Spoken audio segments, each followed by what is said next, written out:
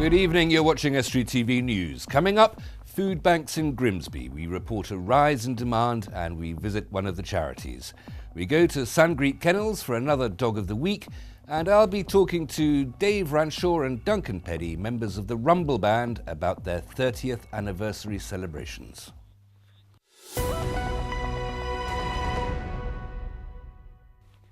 Welcome to Estuary TV News. I'm Hugh Richards. First of all, it's over to Richard Morris for the news headlines.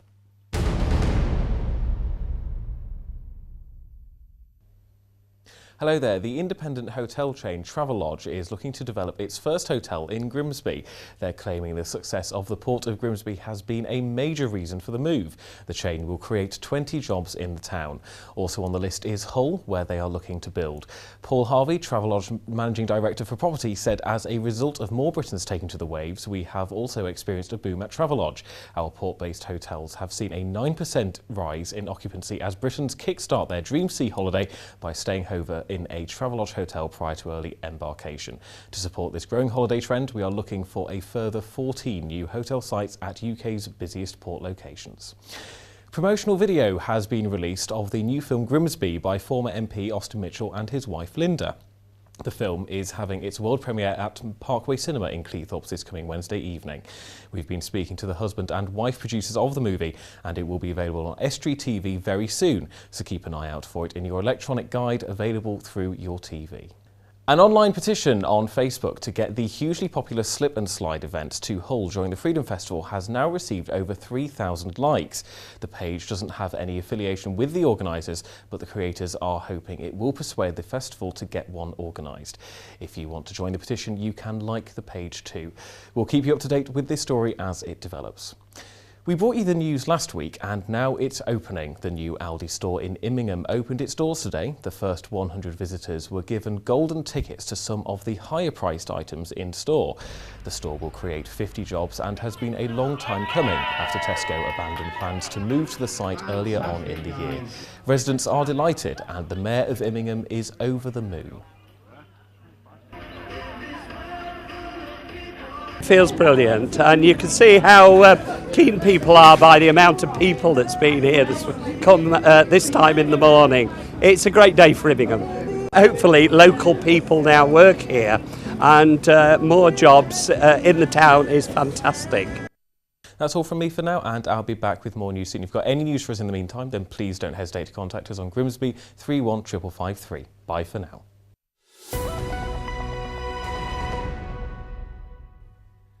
The Rumble Band, masters of soul, Motown and dance, are celebrating 30 years of music. The band's Dave Ranshaw and Duncan Peddy are here to explain the celebrations, along with some of the old lineup. Gentlemen, welcome. Thank you very much for coming in. You're welcome. Hi. Hi. I should emphasise, Dave, that you are an ex-member of the band. I am an ex-member. About 10 years since I last sang with the band. But you were involved in the beginnings of it. I was involved in the beginnings of this band, which is the third incarnation of the band. It is complicated, isn't it? It's quite very metaphysical, the history of the Rumble Band. Absolutely. We'll get onto that in a moment.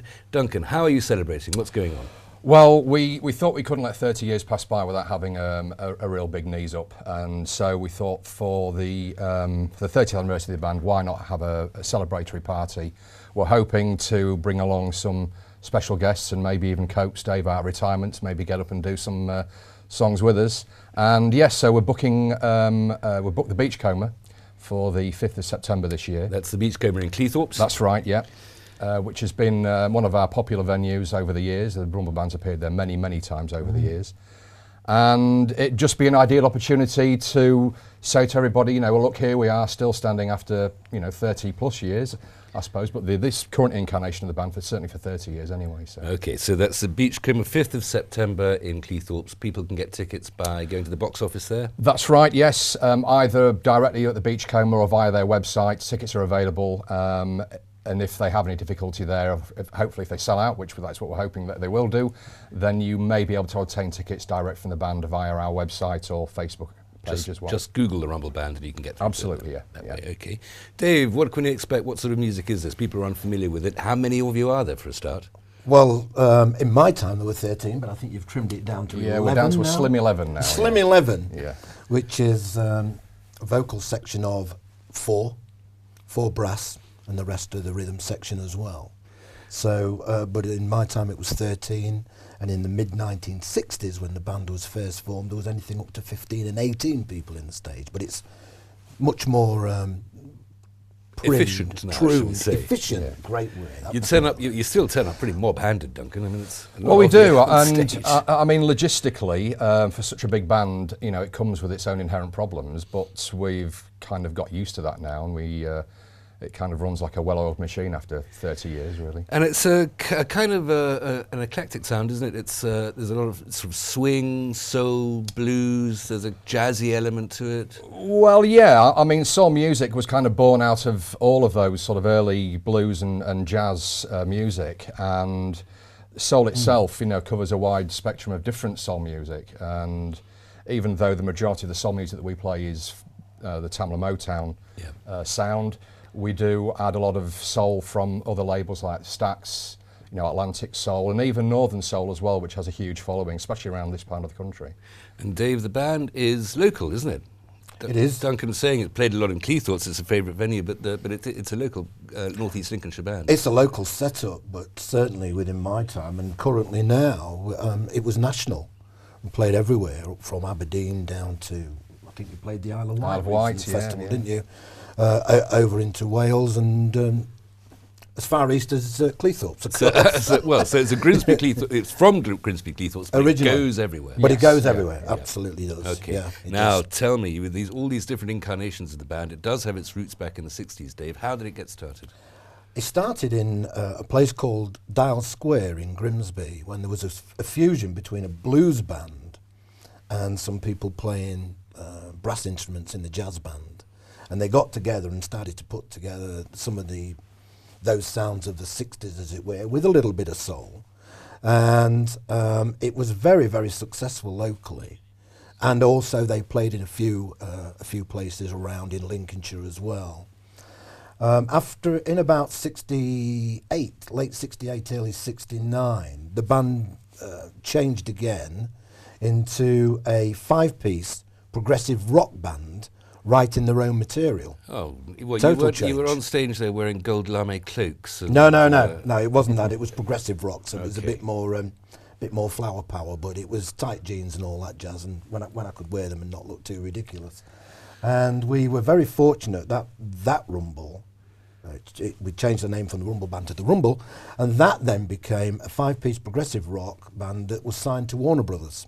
So 5 of us went down to London thinking we'd made fame and fortune, young lads going down there. Absolutely, yeah. And we produced a record on Warner Brothers label called Rich Man, Poor Man, and it managed to get to 115 in the top 10. So it Well, flopped. that's not bad, Dave.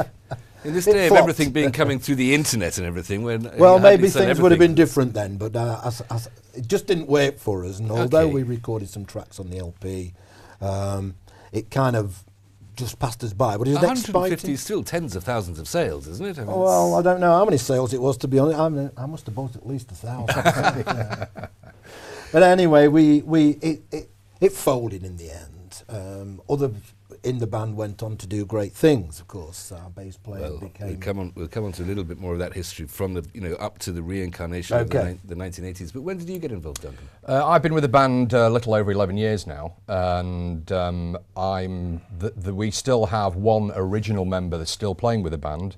One of our trumpet players, Bill Routledge, has been with the band since Dave put it together in '85.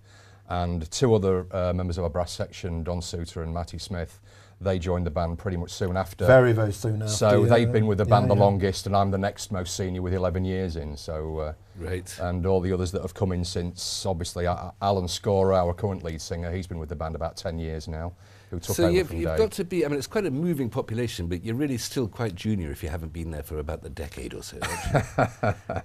Well, even though it makes us feel old when you say that, I suppose it's one of those things. I think that the attraction for joining the Rumble Band is the name in itself, the name, the reputation, and the music.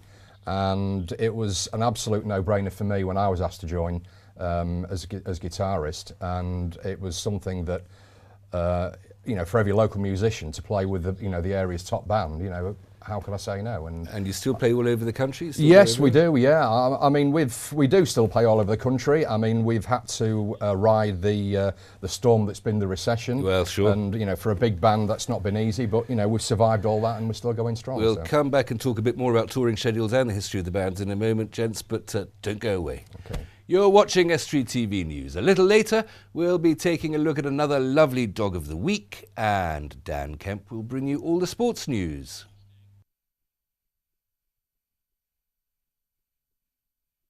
The charity Churches Action Together in Grimsby gives food parcels to those who need them.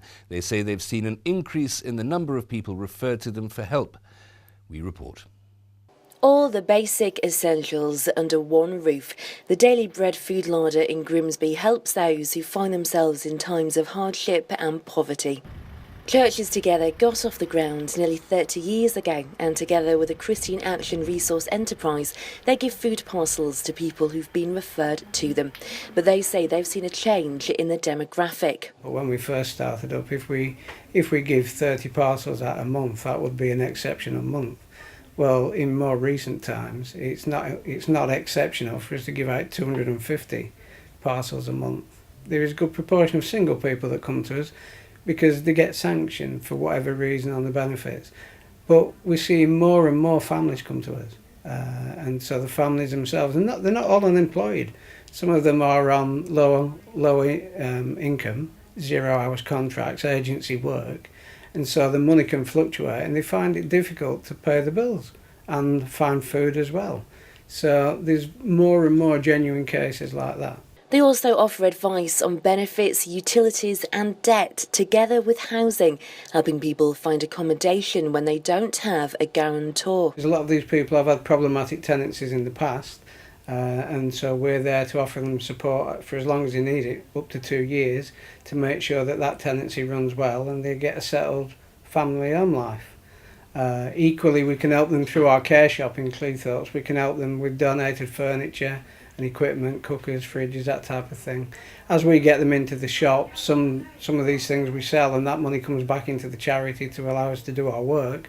But to keep the doors open, they rely heavily on donations and volunteers. Tenant Support Officer Anita Reynolds has been at Care for 15 years. I was first helped by Care myself, needing help with a tenancy when I had a family situation and needed help with. Became a volunteer and then eventually became a paid member of staff. I think being a volunteer at Care is really life-affirming for the person who's doing the volunteering, because you can really see results for your work, particularly with the food larder. You can usually help a family or a client the same day with a need that they immediately need addressing. And it looks like only time will tell if demand for this lifeline for many will continue to rise. Erica Barker, Estuary TV. Dave Ranshaw and Duncan Petty are still with me here, celebrating 30 years of the present incarnation of the Rumble Band, which has such a complicated history. It's like the Plantagenets. Dave, just take us from that prog rock phase that you were talking about earlier on into the refoundation in 1985, as it were. Yeah, in 1985, that was the year of Live Aid, nationally helping out the charities. I got a call from a guy called Steve Jackson, who was a reporter at the Grimsby Telegraph, and asked whether or not I could put the Rumble Band together again for this Live Aid event, one-off event, as it was going to be at the Winter Gardens. So I rang round some of the old members, and all but one said yes. No, two, let me get that right. Two said yes. The drummer, Keith Line, and the keyboard player, Rod Letter, agreed. Okay.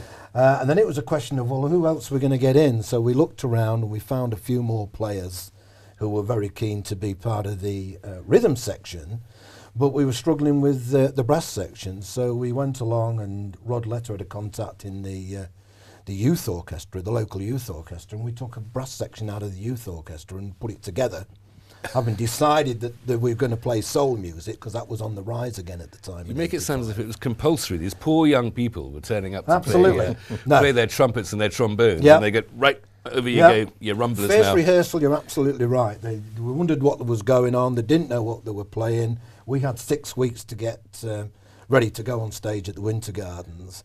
And after the first night, everybody was so keen to be part of it. They were clambering to Tell play. me, Duncan, that 30 years later, some of those poor young kids are still in Not so young now, but yes, some of those poor young kids are still with us, and still enjoy it as much as they did, I dare say, when they first got together with Dave in '85. And that's been one of the key things about the band, is the fact that we enjoy playing that music. We enjoy it when we're up on stage, you know, and that comes across to the audience as well, and who also have a great time seeing the band as well. You know, absolutely, absolutely. Well, it is. It's such a fantastic genre of music. It's difficult. It's impossible to remain still listening to that music, isn't it?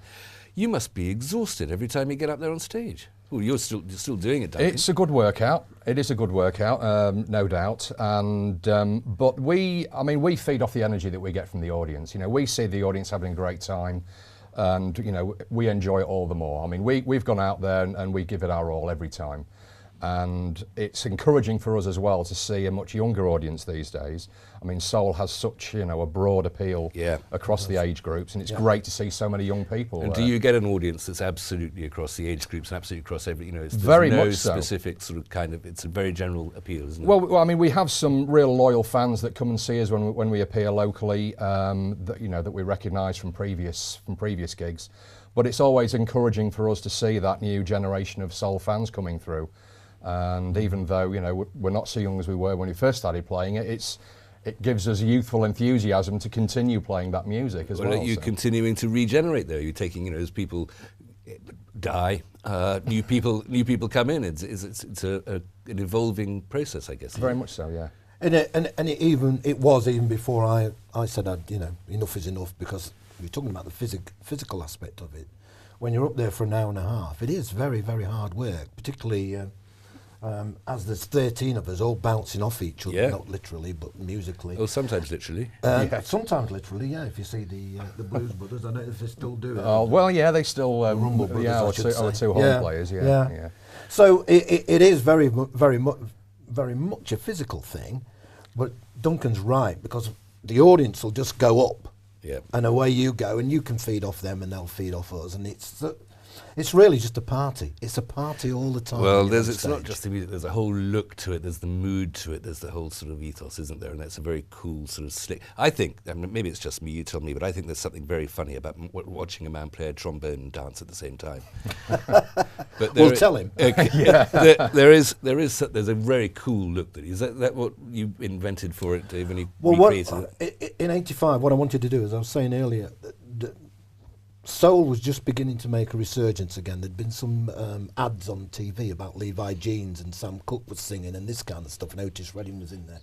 So we selected particularly to go for that original, the mid-1960s soul stuff, and put it together, but in a slick way. And I was very keen that when we ran the band, it was going to be as if it was totally and completely professional and been doing it for years. Yeah. So there was a slickness about not waiting between numbers. We wanted to go from one number into the next number and then talk to the audience. But when you talk to them, engage them.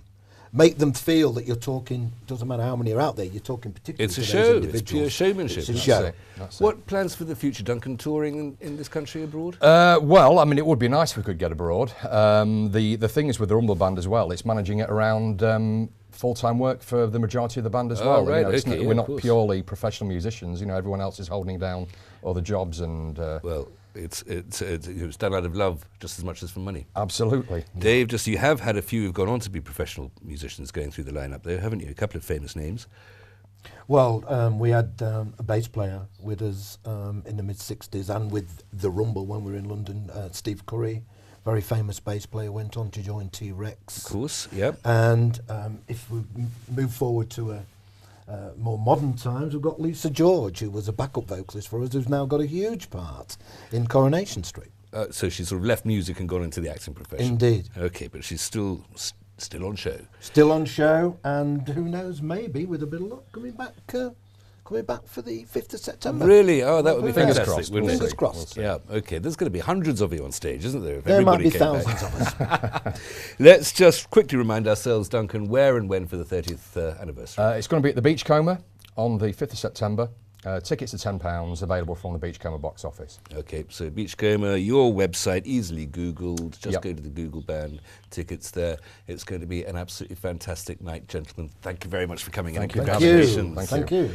Over now to Sangreet Kennels to say hello to another Dog of the Week.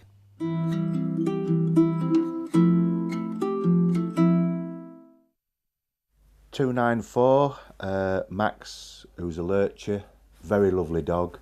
A lot of people are put off by lurchers because I think they need a lot of exercise, but really they don't. They're just like a couch potato, and they love to lay against the fire, and they do make a very loyal pet. So anybody wanting to give this dog a good home would like to hear from you. And now here's the sports news with Dan Kemp. It's not long now until Grimsby Town play in what they hope is their final 90 minutes of non-league football. The Mariners have sold 12,000 tickets for the Conference Premier showpiece, but Wembley have now confirmed that tickets will be available on the day of the game at the National Stadium. They'll be available from the ticket office at the east end of Wembley. Ahead of the game, players Nathan Arnold and John Paul Pittman went on the bench, and Arnold explained how he hopes his previous Wembley experience will benefit him. I've been fortunate enough, I'm very grateful to be my second time round, so I think it's psychological, it is an advantage, to go there, and especially if you've experienced it before. It definitely gets you, your nerves down a bit, and because it is overwhelming. All your career, builds up to that one game. You've got your family there, your friends there, and it's an opportunity to just go and, it's the biggest stage in your football career. So, it's a great day out for everybody. Most of North Arabian United's FA Trophy winning squad will continue with the club next season. Many had been speculating on the strength of the squad due to the decision of owner Stephen Eman Forster to put the club up for sale. It had seen all players told they were free to leave, but most, including midfielders Russell Fry and Adam Boulder, have opted to stay on. FA Trophy final super sub Ryan Kendall has also committed his future to the side and will be joined by two returning players, Bradford Park Avenue's Nathan Hott and Dean Lyles from Scarborough. Elsewhere, Hull FC coach Lee Radford has said a fully fit front row excites him. This comes with the news that prop Mickey Payet is to return to action for this weekend's game. The Black and Whites take on the Castleford Tigers at the KC on Saturday in the Challenge Cup. And that's all for the sport.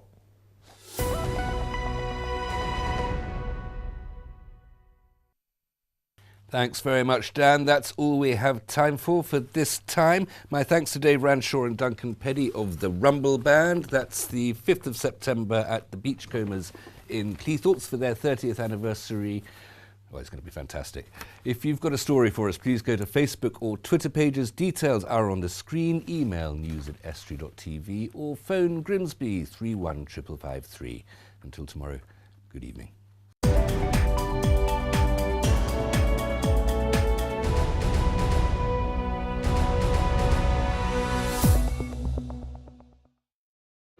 Estuary TV's weather, sponsored by Hornsby's, celebrating 100 years in buses.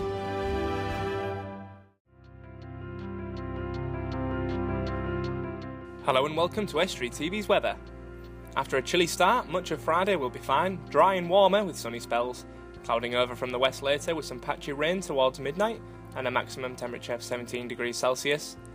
Saturday, a breezy weekend with some sunny intervals and the odd shower.